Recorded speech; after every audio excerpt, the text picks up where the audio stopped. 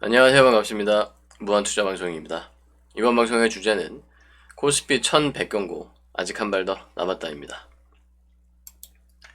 지난 한 달간 코로나 사태로 전세계 주식시장의 시가총액이 무려 3경 2천조 원 사라졌다는 집계가 나왔습니다. 정말로 어마어마한 금액이죠.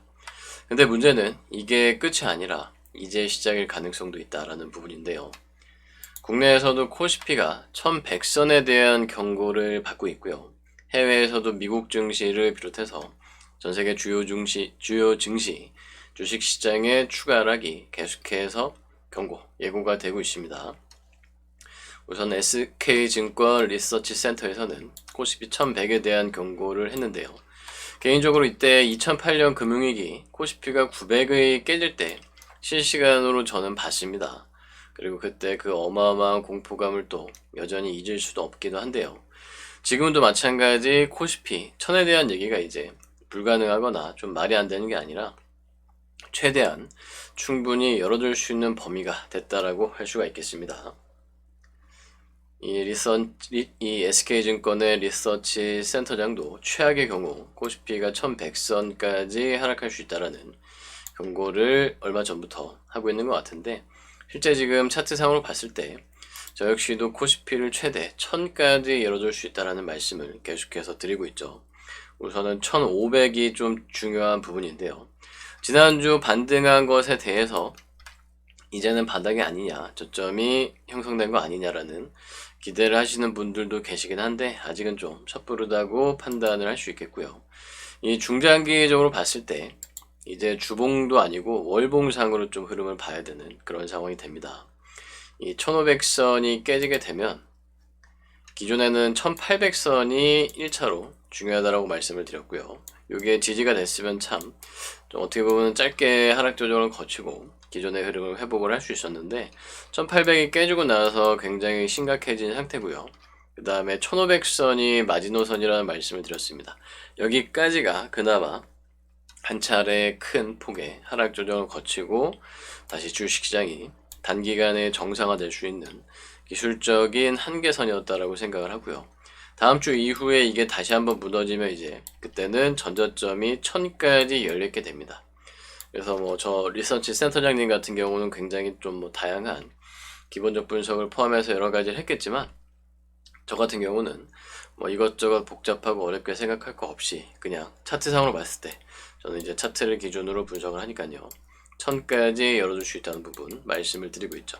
물론 이게 반드시 1000까지 간다라는 개념보다는 최대 1000까지 열어두고 그 전에 이제 반등을 할 거라는 부분 생각을 해봐야 되는데, 그게 1100이 될지 1200이 될지 1300이 될지 현재로서는 미리 예상을 할 수가 없다라는 게 문제죠. 최대 1000선까지 하락 가능성, 하락 범위를 열어줄 수 있는 상태에서 과연 어디까지 갔다가 오느냐, 그게 중요한 문제가 되겠습니다. 근데 지금 이게 우리나라뿐만 아니라 전 세계적으로도 다 문제인 게 더 이제 심각한 부분인데요. 특히나 이제 미국이 어떻게든 좀 반등을 하든 회복을 하든 해야 우리나라도 그러한 흐름을 따라갈 수가 있을 건데, 미국 역시도 추가적으로 수십 퍼센트 단위 하락이 더 예고가 된 상황입니다. 지금 코스피 1100 같은 경우는 굉장히 좀 한 발 앞선 예상이라고 할 수 있는데, 골드만삭스에서도 미국 증시에 대해서 최소 26% 추가 하락을 예상을 이미 지난주에 했습니다. 근데 이거는 좀 보수적인 부분이라고 할 수 있고요. 이미 이전에 JP모건 같은 경우도 S&P나 나스닥의 추가 하락을 예상을 했는데, 점차적으로 이런 대형 이 글로벌 투자은행들이 주식시장의 하락 범위를 계속해서 확대하고 늘려가고 있어요. 이 S&P 역시도 지난주 종가뿐만 아니라 지지난주죠. 이 기사에서 얘기하는 거는 지난주뿐만 아니라 지난주 종가 기준으로 추가 하락을 하게 되면은 이제 S&P 2000선까지 열어줄 수 있는 거고요. 차트 보시면 알겠지만 최근에 정말로 그냥 수직 낙하를 하고 있습니다. S&P 역시도 이제 주봉상으로 흐름을 봐야 되고요. 주봉상으로 봤을 때 1차가 이 2400, 요게 이제 코스피에서는 1800선 역할을 해주는 그런 지지저항이라고 볼 수 있고요. 그 다음에 이 2500 라인대가 코스피의 1500이라고 보시면 되겠습니다.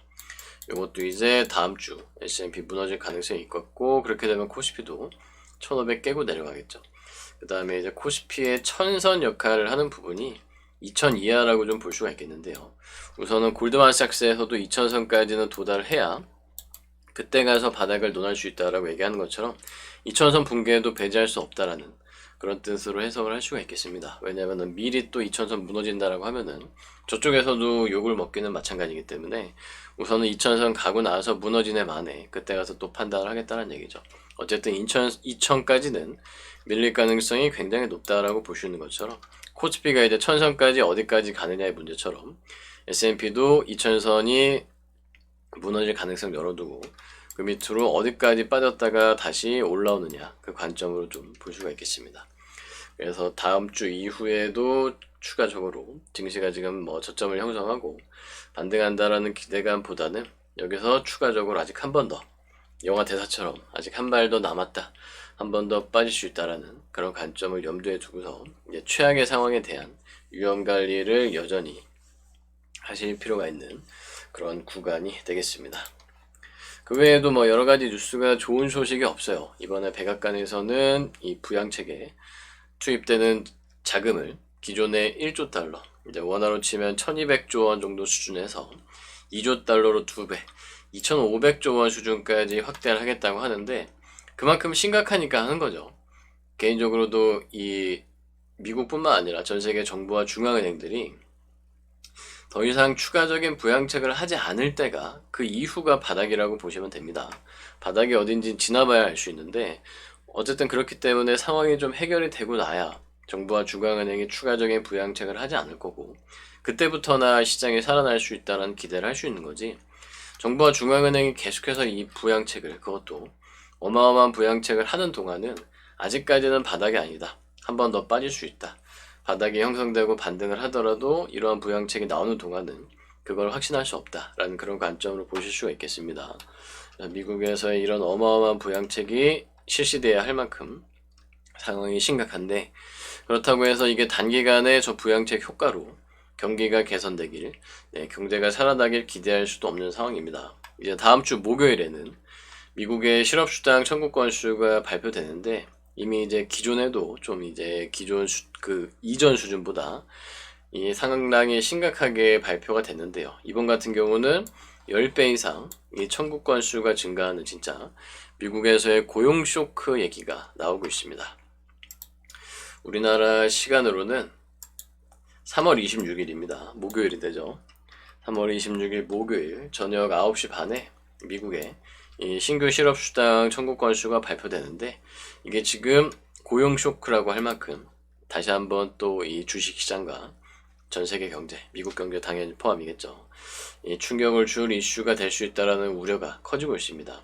이미 사전 집계된 부분만 지금 이 10배 수준을 예상을 할 수 있다는 거고 추가적으로 다음 주에도 집계되는 부분들을 다 포함해서 최종적으로 발표되는 거 보면은 진짜로 엄청난 쇼크 수준의 고용지표가 발표될 수 있기 때문에 주초에 뭐 반등이 조금 더 이어지거나 아니면 뭐 횡보하는 이 상대적으로 하락 흐름을 좀 버텨준다고 하더라도 이 고용지표가 안 좋게 나오면은 진짜 다시 한번 이 추가 하락 가능성이 발생할 부분 염두에 두실 필요가 있고요. 유가 역시도 계속해서 지금 주가를 같이 끌어내리고 있는데 뭐 미국이나 트럼프가 개입을 하겠다고 해서 기대를 하시는 분들도 계시겠습니다만은 이거 역시도 이제 10달러 선뿐만 아니라 마이너스 유가 얘기도 나오고 있습니다. 즉 이 원유, 석유를 파는 기업들이 인도 비용을 주면서 기름을 판다라는 부분이죠. 더 이상 이제 재고를 쌓아놓을 것도 없고 그렇다고 완전히 이 석유 시출을 멈추고 안 할 수도 없고 시장 점유율은 유지를 해야 되는데 수급, 이 수요가 급감을 하다 보니까 공급은 많고 이제는 뭐 사겠다는 사람이 없기 때문에 돈을 주고서라도 갖다 팔아야 되는 그런 상황이 될 수 있다. 실제로 유가 자체가 마이너스가 찍히는 건 아니겠지만 실제 이 석유, 원유를 파는 비용에서는 이 에너지 업체들이 마이너스를 보면서 버티면서 팔아야 되는 그런 상황이 조만간 올 가능성을 염두에 둘 수 있고요. 이 과정에서 과연 지금 미국과 러시아, 사우디 등의 이 주요 산유국들이 감산에 합의할지 그거를 지금 알 수가 없는 겁니다. 서로가 시장 점유율을 유지하기 위해서 다 욕심이 있는 상황이고 또 에너지 패권에 대한 경쟁, 뭐 이런 것들 정치적인 부분들도 엮여 있기 때문에 단순히 경제 논리로 이제 합의를 하기가 아직까지는 쉽지 않은 상황이고요. 물론 이제 여기서 상황이 더 심각해지면 또 그 미국이나 러시아도 생각이 달라질 수 있겠지만 아직까지는 이제 그런 부분을 기대하기엔 조금 이르다라고 볼 수 있겠습니다. 그래서 어쨌든 다음 주 이후에 유가 쪽 이슈도 이미 오일 쇼크가 먼저 와 있는 상태인데 이 부분도 막연하게 낙관하기는 어렵다. 그다음에 이제 조만간 이쪽에서는 좋은 소식이 들려올 가능성도 기대는 해볼 수 있겠다라고 생각은 해볼 수가 있겠습니다. 그리고 이제 중요한 건 어쨌든 지금 이 상황을 만든 거는 코로나죠. 여전히 전 세계 코로나가 계속해서 확산이 되고 있기 때문에 이 코로나 확산이 멈추지 않는 한은 지금의 상황도 수습될 수는 없다라고 보시면 되겠습니다. 코로나 확산이 멈춰야 실물 경제가 회복될 수 있고 실물 경제가 회복돼야 금융시장도 안정이 될 수 있겠죠. 근데 지금 이제 유럽의 확진자는 중국의 2배 수준을 향해 가고 있고요. 사망자는 2배를 넘었습니다. 미국 역시도 확산 속도가 점점 빨라지고 있기 때문에 이제 전 세계로는 30만 명을 넘어섰는데요, 확진자가. 이게 진짜 뭐 일각에서 얘기하던 100만 명도 불가능할 상황이 아닌 그런 수준이 됐습니다. 지금 이제 하루에도 막 10,000명 단위에 육박하는 그런 수준으로 속도가 빨라지고 있는 상황인데 이게 이제 점점 더 속도가 붙으면 하루에 몇만 명씩도 전 세계에서 확진자가 발생을 할 수가 있겠죠. 이제 이런 부분이 지금 여기서 멈춰도 이 모자랄 판인데 앞으로 40만, 50만을 향해 가는 진짜 사실 처음에는 전 세계 이 코로나 감염자가 10만 명이란 얘기가 나왔을 때도 말도 안 된다라는 그런 전망이 있었습니다. 그것도 예전 방송에서 다루들었는데 이제 그 10만 명이 좀 우스운 수준이 돼버렸죠. 지금 일각에서 뭐 100만 명이니 이런 얘기들도 이제는 말도 안 되는 게 아니라 설마라는 그런 시각으로 좀 바라보게 되는 것 같고요. 중국에서는 확진자가 0이라고 하는데 이게 더 문제예요. 지금 이런 식으로 제대로 상황 파악을 안 하고 여전히 은폐와 축소를 하기 급급한 나라들이 있기 때문에 코로나가 멈출 수가 없는 겁니다. 투명하게 정확하게 상황을 파악하고 그에 대한 조치를 해도 모자랄 판에 상황을 은폐하고 축소하고 이러면서 오히려 더 악화시키는 부분들이 있기 때문에 중국이 지금 0이라고 하는 것도 진짜 이게 더 말이 안 된다라고 보시면 되겠죠. 그래서 앞으로도 추가적인 이 코로나 상황 주의 깊게 보실 필요가 있겠고요. 네, 그런 관점에서 이제 주식에 대한 개별 종목 분석을 계속해서 좀 해드린 지가 오래됐는데 여전히 도저히 분석할 종목이 없어요. 지금 차트 보시면 알겠지만 전부 다 차트들이 그냥 전저점을 깨고 제가 방송에서 항상 주식이든 선물이든 뭐가 됐든 간에 신저가 경신은 도망쳐 라는 공식을 말씀을 드리고 있죠.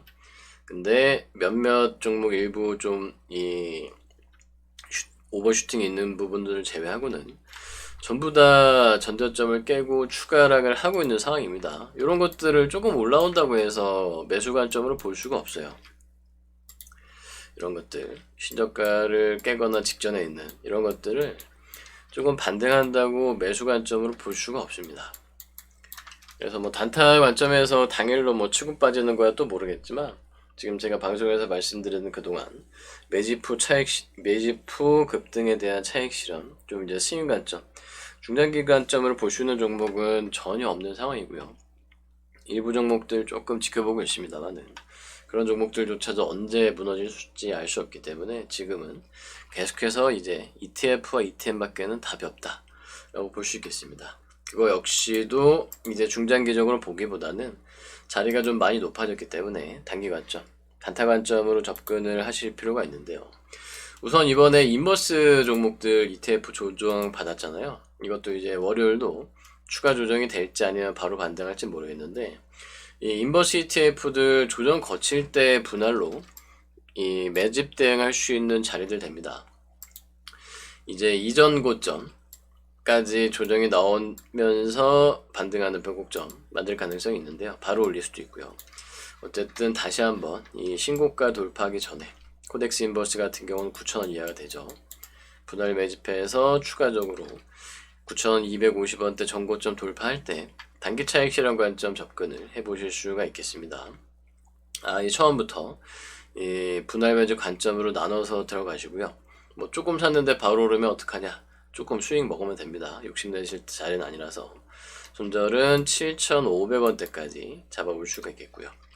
나머지 인버스 ETF도 마찬가지 만원대 전고점 돌파하기 전을 분할로 추격 매집할 수 있는 구간으로 손절은 8,000원대까지 잡은 상태에서 다시 한번 신고가 전고점 돌파할 때 짧게 차익 실현하는 그런 구간으로 보시면 되겠습니다. 킨덱스도 11,000원 이하를 분할 매집 구간 9,000원대 손절 잡고 반등하는 흐름을 기대해 보시면 되고요. 이 ETF가 그나마 좀 상대적인 변동성이 좀 안정적인, 지금 워낙에 뭐 지수 자체가 10%씩 움직이니까 이 ETF들도 5% 10%는 우습게 움직이는 거고요. 요거보다 좀 공격적으로 하실 분들이 ETN을 보실 수 있는 거죠. ETN은 뭐 하루에 수십 %씩 움직이고 있고요.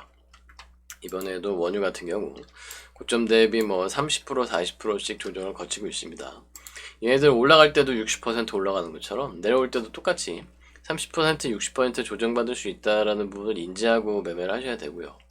다만 여전히 다시 한번 또 이 원유의 추가 하락, 지수의 추가 하락 등을 예상을 할 수 있기 때문에 ETN도 마찬가지 인버스 ETN들을 하락 조정 거치는 동안에 분할 매집 관점으로 해서 다시 한번 반등 기대를 대응을 해보실 수가 있겠습니다.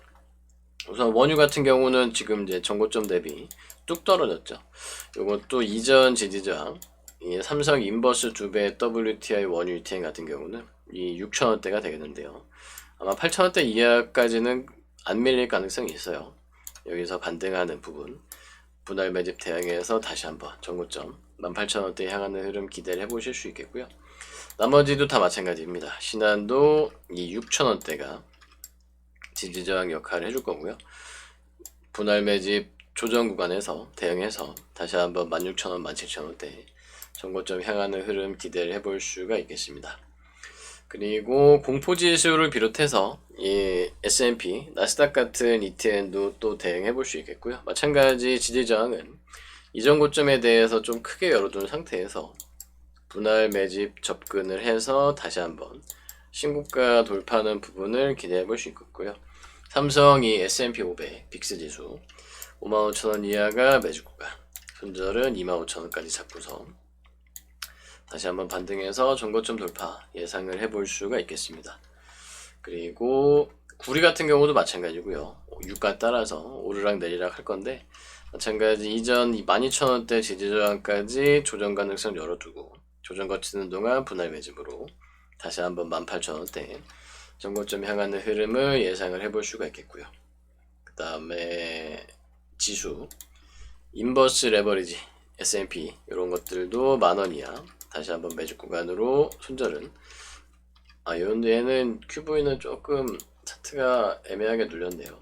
이 트루 인버스 나스닥 같은 경우 보시면 12,000원 이하가 전고점 매집 범위로 손절은 우선은 7,500원대 8,000원대까지 열어둔 상태에서 하락 조정 거치는 동안 분할 매집 대응 다시 한번 전고점 돌파하고 추가 상승 가능성 기대를 해볼 수가 있겠습니다. 신한 인버스 2배 S&P 500 같은 경우도 15,000원 이하 분할 매집 조정 구간 손절은 9,000원대까지 잡은 상태에서 아마 11,000원대 이하로는 잘 안 내려올 건데 여기서 다시 한번 반등하는 그런 흐름 예상을 해볼 수가 있겠고요. 천연가스 역시 마찬가지죠. 유가와 같이 다시 한번 전고점 돌파하기 전을 매집 구간 손절은 전저점 12,000원 13,000원까지 잡은 상태에서 분할 매집 대응하고 다시 한번 신고가 돌파를 기대를 해 보시면 되겠습니다. 이외에도 나머지 다 비슷한 관점으로 보시면 되겠고요. 그 다음에 이제 달러 같은 경우도 한 차례 좀 조정을 거칠 건데 이 달러 같은 경우는 이제 향후 좀 흐름을 지켜봐야 될 필요는 있겠습니다. 그래서 달러에 대해서는 다음 방송에서 조금 더 자세하게 설명을 별도로 한번 해 보도록 하고요. 우선은 S&P나 나스닥을 비롯한 주가지수, 그 다음에 VIX, 빅스, 공포지수와 천연가스, 원유, 구리 같은 이번에 주가지수 증시가 반등하면서 조정을 거치는 인버스 ETF와 ETN 종목들 한번 관심 가져보시고 조정 거칠 때 분할 매집 관점으로 그리고 나서 다시 한번 추가 상승하는 흐름에 대한 기대감 가지고 대응을 해보시면 되겠습니다. 자, 그럼 오늘까지 주말 잘 마무리하시고 푹 쉬시고요. 다음 주 이후 증시에서도 어렵고 힘든 장이 될 것 같은데 전략 잘 세워서 대응 잘 하시길 바랍니다. 그럼 이상 코스피 1100경고 아직 한 발 더 남았다 방송 마치도록 하겠습니다.